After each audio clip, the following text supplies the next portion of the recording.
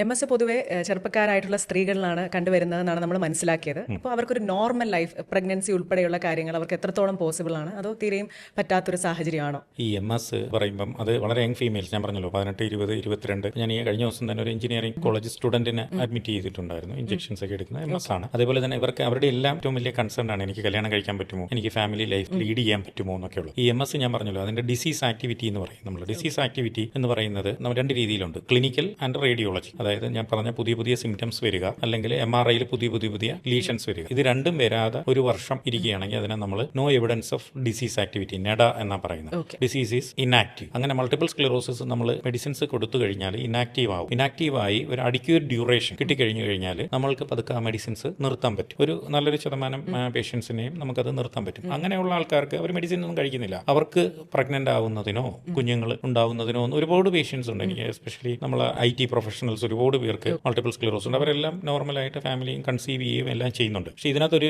ഇതുള്ളത്, ഈ പ്രഗ്നൻസി കഴിഞ്ഞിട്ടുള്ള ഒരു 6 months കഴിയുമ്പം ഇത് വീണ്ടും ഒന്ന് റിലാപ്സ് ചെയ്യാനുള്ള ഒരു ചാൻസ് ഉണ്ട്. പക്ഷേ അത് റിലാപ്സ് ചെയ്യണമെന്ന് നിർബന്ധമൊന്നുമില്ല, അങ്ങനെ ഒരു റിസ്ക് ഉണ്ട്. പക്ഷേ എന്നാൽ പോലും മെജോറിറ്റി ആൾക്കാരും ഫാമിലി കംപ്ലീറ്റ് ചെയ്യാനായിട്ടാണ് ശ്രമിക്കുന്നത്. പക്ഷേ ചില ആൾക്കാർ എനിക്ക് കുഞ്ഞുങ്ങൾ വേണ്ട, ഇപ്പോഴത്തെ ഒരുപാട് ജനറേഷനിലുള്ള ആൾക്കാർ പലരും അതെനിക്ക് കുഞ്ഞുങ്ങൾ വേണ്ട, 6 months കഴിയുമ്പോൾ ഉണ്ടാകുന്ന ഒരു റിസ്ക് ഉണ്ട് എന്നുള്ളത് കൊണ്ട് വേണ്ട എന്ന് പറയുന്നവരുണ്ട്. പക്ഷേ അവരുടെ അടുത്തെല്ലാം നമ്മൾ അത് കുഴപ്പമില്ല, എങ്ങനെ ആയാലും ആ സമയത്ത് അത് ട്രീറ്റ് ചെയ്താൽ മതിയല്ലോ, അങ്ങനെ എന്തെങ്കിലും ഉണ്ടാവുകയാണെങ്കിൽ ആ സമയത്ത് ട്രീറ്റ് ചെയ്യാം എന്നുള്ള രീതിയിൽ പറഞ്ഞ് ചെയ്യുന്നുണ്ട്. അപ്പോൾ ആ ക്വസ്റ്റ്യൻ വളരെ റെലവെന്റ് ആണ്. ഒരുപാട് പേർക്കും നോർമൽ ലൈഫ് ലീഡ് ചെയ്യാൻ പറ്റുകയും കുട്ടികൾ ഉണ്ടാവുകയും ഒക്കെ ചെയ്യുന്നുണ്ട്. നമ്മൾ ഒരുപാട് ആൾക്കാർക്ക് ഒരു കുഴപ്പമില്ല. ഇപ്പോൾ നമ്മൾ സ്ഥിരം കാണുന്ന ഒരു കാര്യമാണ് മൈഗ്രെയിൻ ഉള്ളവരുടെ പാർട്ട്നേഴ്സ് മനസ്സിലാക്കാൻ എന്ന്. അപ്പോൾ MS ഉള്ളവരുടെ പാർട്ട്നേഴ്സ് എന്തൊക്കെ അറിയണം അവരെ പരിചരിക്കുമ്പോൾ, അല്ലെങ്കിൽ അവർക്ക് പെട്ടെന്ന് ഇങ്ങനത്തെ കുറേ ബുദ്ധിമുട്ടുകൾ വരുമ്പോൾ കൂടെ ഉള്ളവരും കുറച്ച് അധികം കാര്യങ്ങൾ ശ്രദ്ധിക്കണമായിരിക്കും. എന്തൊക്കെയാണ് അത്? അല്ല, അതൊരു MS എന്ന് പറയുമ്പോൾ അതൊരു ക്രോണിക് കണ്ടീഷൻ അല്ലേ. അപ്പം നമ്മൾ വളരെ യങ് ആയിട്ടുള്ള ഒരാളുമാണ്, അവർക്കൊരു പെട്ടെന്നൊരു അസുഖം ഉണ്ടാകുമ്പോൾ അവർ തകർന്നു പോകും, മനസ്സിലായില്ലേ. അപ്പോൾ അവർക്ക് വേണ്ടുന്ന മെന്റൽ സപ്പോർട്ട് കൊടുക്കുക എന്നുള്ളതാണ് ഇതിനകത്ത് ഏറ്റവും ഇമ്പോർട്ടൻറ്റ്. 2, ഇതൊരു ട്രീറ്റബിൾ ഡിസീസാണ്.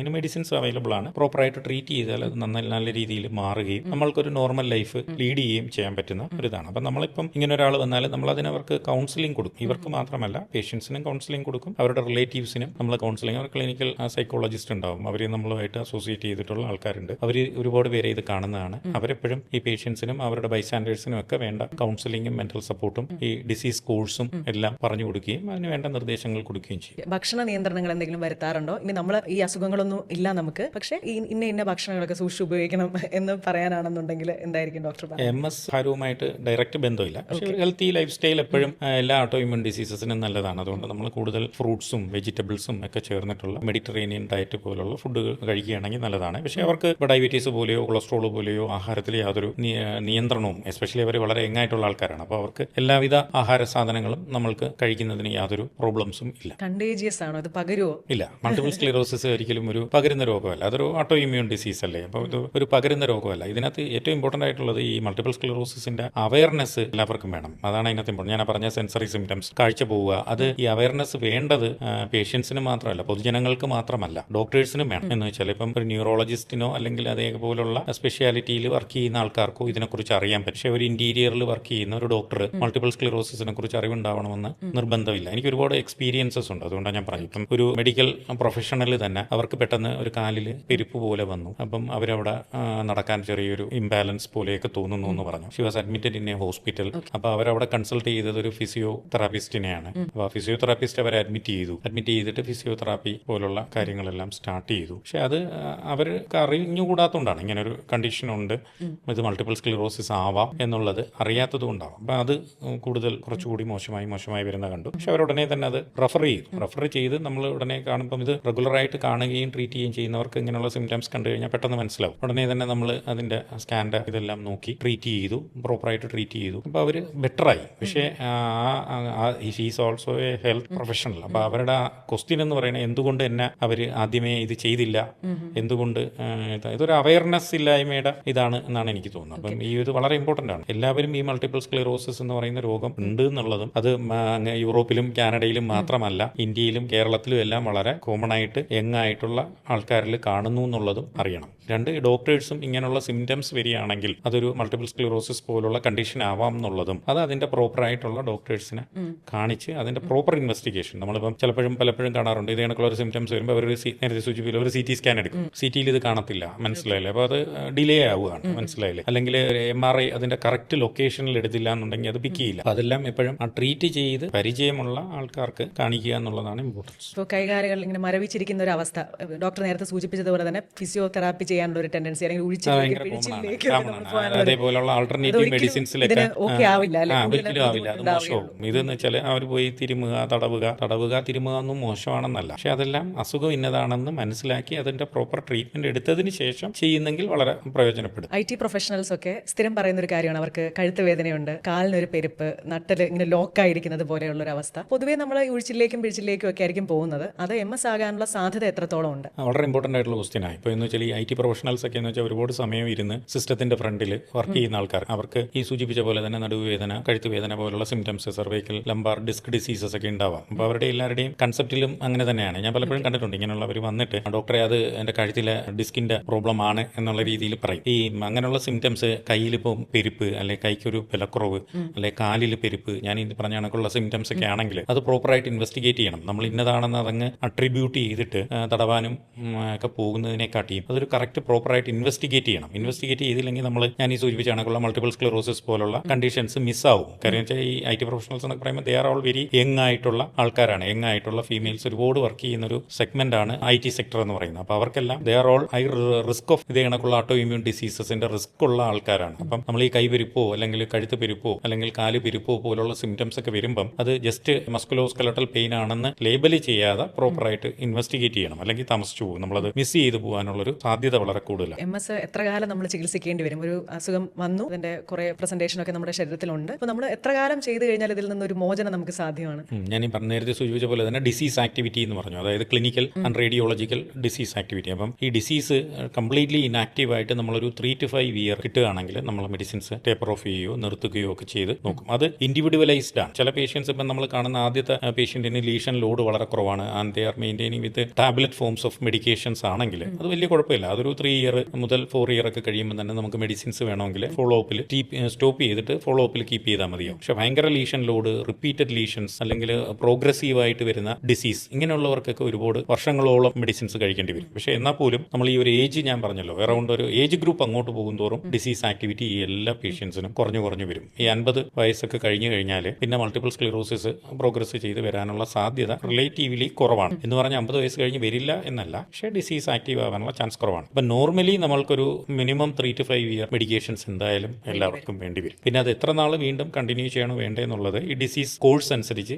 ഇരിക്കും. ഇപ്പോൾ ഒരുപാട് പുതിയ മെഡിസിൻസ് മൾട്ടിപ്പിൾ സ്ക്ലിറോസിസിൽ ട്രീറ്റ്മെന്റിൽ അവൈലബിൾ ആണ്. പക്ഷേ പല മെഡിസിൻസ് ഇപ്പം ഞാൻ പറയുന്നതാണ് ഒക്രലിസിമാബ് എന്നൊക്കെ പറഞ്ഞുള്ള ഇഞ്ചക്ഷൻസ് ഒക്കെ എടുക്കുന്ന പേഷ്യൻസസ് ഉണ്ട്. പക്ഷേ അതെല്ലാം വളരെ എക്സ്പെൻസീവ് ആയിട്ടുള്ള മെഡിസിനാണ്. പക്ഷേ ചില സെലക്ടഡ് ഗ്രൂപ്പ് ഓഫ് പേഷ്യൻസിൽ ഇങ്ങനെയുള്ള ഇഞ്ചക്ഷൻസ് വളരെയധികം ഹെൽപ്പ് ചെയ്യും. മനസ്സിലായി? ഇപ്പോൾ SLE പോലെ, അതായത് ലൂപ്പസ് പോലെയുള്ള ഓട്ടോ ഇമ്മ്യൂൺ ഡിസോർഡർ നമുക്ക് നേരത്തെ ഉണ്ട്. അപ്പോൾ അങ്ങനെയുള്ള ആൾക്കാർക്ക് ഇതിലേക്ക് വരാനുള്ള സാധ്യത, ഓൾറെഡി ഒരു ഡിസീസ് ഉണ്ട്, അത് ഓട്ടോ ഇമ്മ്യൂൺ ആണ്. അപ്പോൾ അങ്ങനെയാണെന്നുണ്ടെങ്കിൽ അവർക്ക് ഈ MS വരാനുള്ള സാധ്യതയുണ്ടോ? അങ്ങനെ എന്തെങ്കിലും? നമുക്ക് ഒരുപാട് പേഷ്യൻസസ് ഉണ്ട്, SLEയും മൾട്ടിപ്പിൾ സ്ക്ലിറോസിസും കോഎക്സിസ്റ്റ് ചെയ്യുന്ന പേഷ്യൻസ് ഉണ്ടല്ലോ. അപ്പോൾ അതിൽ ഏത് ഡിസീസാണ് കൂടുതൽ ആക്റ്റീവായിട്ട് നിൽക്കുന്നത് എന്നുള്ളതനുസരിച്ചിട്ടാണ് അതിൻ്റെ ഒരു ട്രീറ്റ്മെന്റ് നമ്മൾ എപ്പോഴും ഡിസൈഡ് ചെയ്യുന്നത്. മൾട്ടിപ്പിൾ സ്ക്ലിറോസിസ് ലൂപ്പസുമായിട്ട് അസോസിയേറ്റഡ് പേഷ്യൻസ് ഉണ്ട്, എനിക്ക് തന്നെ പേഷ്യൻസസ് ഉണ്ട്, കുറച്ച് പേഷ്യൻസ്. പക്ഷേ അവരുടെ എല്ലാം ട്രീറ്റ്മെന്റ് നമ്മൾ ഇതെല്ലാം ഓട്ടോ ഇമ്മ്യൂൺ ഡിസീസസ് തന്നെയാണ്. അപ്പോൾ അത് എങ്ങനെ കണ്ടിന്യൂ ചെയ്യണം, ഏത് സിസ്റ്റമാണ് കൂടുതൽ അഫക്റ്റഡ് ആയിട്ടുള്ളത്, അതനുസരിച്ചിട്ടാണ് മെഡിക്കേഷൻസും എല്ലാം സെലക്ട് ചെയ്യുന്നത്. ഇത് ഇന്ത്യയിൽ അത്ര കോമൺ ആകാതിരുന്ന ഒരു ഡിസീസാണ്. അപ്പോൾ ആ ഒരു കാലത്തിലെ ഡോക്ടർ ഇതിൽ സ്പെഷ്യലൈസേഷൻ ഒക്കെ എടുത്തു. അപ്പോൾ അതെന്തുകൊണ്ടാണ്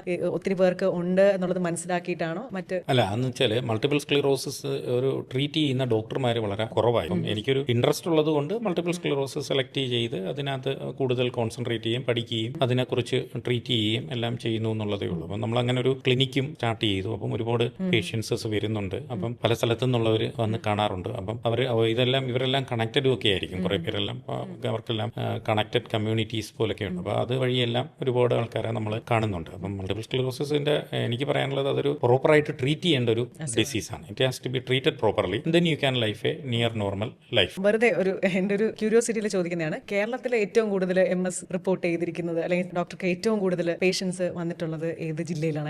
അങ്ങനെ ഒരു കണക്കൊക്കെ ഉണ്ടോ? അങ്ങനെ ഒരു സ്റ്റാറ്റിസ്റ്റിക്സ് എന്ന് പറഞ്ഞാൽ എല്ലാ ജില്ലയിൽ നിന്നും നമുക്ക് ഒരുപാട് പേഷ്യൻസ് ഉണ്ട്. പക്ഷേ ഒരു കാര്യം നമുക്ക് പറയാൻ പറ്റുന്നത്, മൾട്ടിപ്പിൾ സ്ക്ലിറോസിസ് എപ്പോഴും കൂടുതലും കുറച്ച് അഫ്ലുവൻറ്റ് ഫാമിലീസിലാണ് കാണുന്നത്. കുറച്ച് ഫെയർ സ്കിൻ ആയിട്ടുള്ള അഫ്ലുവൻറ്റ് ഫാമിലീസിൽ, കുറച്ച് എഡ്യൂക്കേറ്റഡ് ആയിട്ടുള്ള ആൾക്കാരിൽ. എനിക്ക് ഒരുപാട് ഡോക്ടേഴ്സ് മൾട്ടിപ്പിൾ സ്ക്ലിറോസിസ് ഉള്ള ആൾക്കാരെ ട്രീറ്റ് ചെയ്യുന്നുണ്ട്. അതേപോലെ തന്നെ അല്ലാതെ ഞാൻ ഈ പറഞ്ഞ IT പ്രൊഫഷണൽസ്, ഹൈ ആയിട്ടുള്ള പ്രൊഫഷണൽസ് ഒരുപാട് പേര് MS ആയിട്ടുള്ള പേഷ്യൻസസ് ഉണ്ട്. അപ്പം കുറച്ച് ഹെൽത്തി ലൈഫ് സ്റ്റൈലും ഹെൽത്തി ഫുഡും ഒക്കെ കഴിക്കുന്ന ഗ്ലാമർ ഒക്കെ ഉള്ള ആൾക്കാർക്കാണ് കൂടുതലായിട്ടും ഈ മൾട്ടിപ്പിൾ സ്ക്ലെറോസിസ് കാണുന്നത്. മറ്റേ ഫെയർ സ്കിൻ വരുമ്പോൾ ഉള്ളൊരു പ്രത്യേകത എന്ന് വെച്ചാൽ അവർക്ക് ഈ സൺലൈറ്റ് എക്സ്പോഷർ കുറച്ച് കുറവാണ്. ഈ മൾട്ടിപ്പിൾ സ്ക്ലെറോസിസ് വൈറ്റമിൻ ഡിയുമായിട്ട് ഒരു അസോസിയേഷൻ പറയുന്നുണ്ട്. അപ്പം ഹൈപ്പോ വൈറ്റമിനോസിസ് ഡി കുറച്ച് മൾട്ടിപ്പിൾ സ്ക്ലെറോസിസ് റിലാപ്സസ് ആൻഡ് ഇൻസിഡൻസ് കൂട്ടും എന്നുള്ളതാണ്. ഫെയർ ബ്ലോൺ സ്കിന്നിൽ അറിയാലോ സൺലൈറ്റ് എക്സ്പോഷറിൽ വൈറ്റമിൻ ഡി ഡെഫിഷ്യൻസിക്കുള്ള ചാൻസസ് കൂടുതലാണ്. അവരെല്ലാം പ്രോൺ ഫോർ മൾട്ടിപ്പിൾ സ്ക്ലെറോസിസ് ആണ്.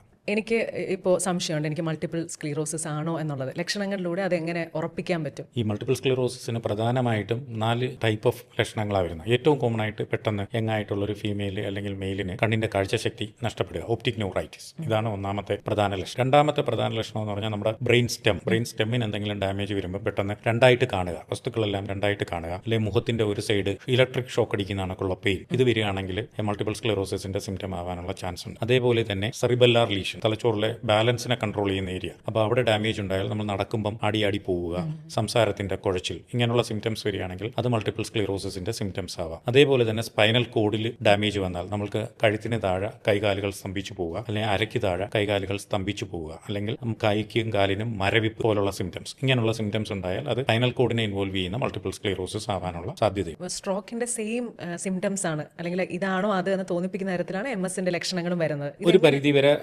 സ്ട്രോക്ക് അഥവാ പക്ഷാഘാതത്തിന്റെ സിംറ്റംസ് പോലെ തന്നെയാണ് മൾട്ടിപ്പിൾ സ്ക്ലെറോസിന്റെ സിംറ്റംസ്. പക്ഷേ മൾട്ടിപ്പിൾ സ്ക്ലെറോസിസ് കൂടുതൽ ഞാൻ ഈ സൂചിപ്പിച്ച പോലുള്ള ഏജ് ഗ്രൂപ്പിലാണ് കാണുന്നത്. സ്ട്രോക്ക് എപ്പോഴും ഒരു 50 വയസ്സിന് മേളിലുള്ളവരിലും മൾട്ടിപ്പിൾ സ്ക്ലെറോസിസ് ഒരു 10 വയസ്സ് മുതൽ 45 വയസ്സുള്ളവരെയുള്ളവരിലുമാണ് കോമൺ ആയിട്ട് കാണുന്നത്. അപ്പോൾ ഇങ്ങനെയുള്ള സിംറ്റംസ് കണ്ടു കഴിഞ്ഞാൽ നമ്മളത് മൾട്ടിപ്പിൾ സ്ക്ലെറോസിസ് ആണോ സ്ട്രോക്ക് ആണോ ഏതാണെന്നുള്ളത് പ്രോപ്പറായിട്ട് നോക്കണം. അതായത് വളരെ ചെറുപ്പക്കാരിൽ കാണുന്ന ഒരു സ്ട്രോക്കിൻ്റെതായ ലക്ഷണങ്ങൾ പോലെയാണ് മൾട്ടിപ്പിൾ സ്ക്ലെറോസിസ് പ്രസന്റ് ചെയ്യുന്നത്. MS വരുന്ന ഏജ് ഗ്രൂപ്പ് വളരെ ക്രിട്ടിക്കലായിട്ട് എനിക്ക് തോന്നുന്നു. കാരണം ചെറുപ്പക്കാരിലാണ് നമ്മുടെ വളരെയധികം ആക്റ്റീവായി നിൽക്കുന്ന ഒരു കണ്ടീഷനിലായിരിക്കും പെട്ടെന്ന് ഇങ്ങനൊരു അസുഖം വരുന്നത്. കാഴ്ച നഷ്ടപ്പെടുന്നു, അതുപോലെ തന്നെ തളർന്നു പോകുന്ന ഒരു സാഹചര്യം. ഡോക്ടറുടെ മുമ്പിൽ ഒരുപാട് പേഷ്യൻസ് വന്നിട്ടുണ്ടാകും, പക്ഷെ എങ്കിൽ പോലും നമ്മളെ വല്ലാണ്ട് സ്പർശിച്ച എന്തെങ്കിലും ഒരു കേസ് ഉണ്ടോ? ഞാൻ ഈ അടുത്ത സമയത്ത് കണ്ട ഒരു മൾട്ടിപ്പിൾ സ്ക്ലെറോസിസ് പേഷ്യന്റ്, ഞാൻ പറഞ്ഞല്ലോ ഒരു എഞ്ചിനീയറിംഗ് കോളേജ് സ്റ്റുഡൻ്റ് ആണ്. പുള്ളിക്കാരി ഒരു കലാകാരിയും കൂടെയാണ്. അപ്പോൾ she was A dancer also. അപ്പോൾ അവർ പെട്ടെന്ന് ഡാൻസ് സ്റ്റേജ് പെർഫോമൻസ് ചെയ്തുകൊണ്ടിരുന്ന സമയത്താണ് അവർക്ക് പെട്ടെന്ന് ഒരു ബാലൻസ് ഇല്ലായ്മ പോലുള്ള സിംറ്റംസ് തോന്നി. അതിൻ്റെ കൂടെ ഒരു കാലിൽ ചെറിയ മരവിപ്പ് പോലുള്ള സിംറ്റംസ് വന്നു. അവരത് ആദ്യം ശ്രദ്ധിച്ചില്ല, അവരെ പെർഫോമൻസ് കണ്ടിന്യൂ ചെയ്തു. അത് കഴിഞ്ഞതിന് ശേഷം പിന്നെ രണ്ടാമത് ഒരു ദിവസമോ 2 ദിവസമോ കഴിഞ്ഞുള്ള ഒരു പെർഫോമൻസോ എന്തോ ചെയ്തുകൊണ്ടിരുന്നപ്പോഴാണ് അവർക്കത് ബുദ്ധിമുട്ടാണെന്ന് മനസ്സിലായി.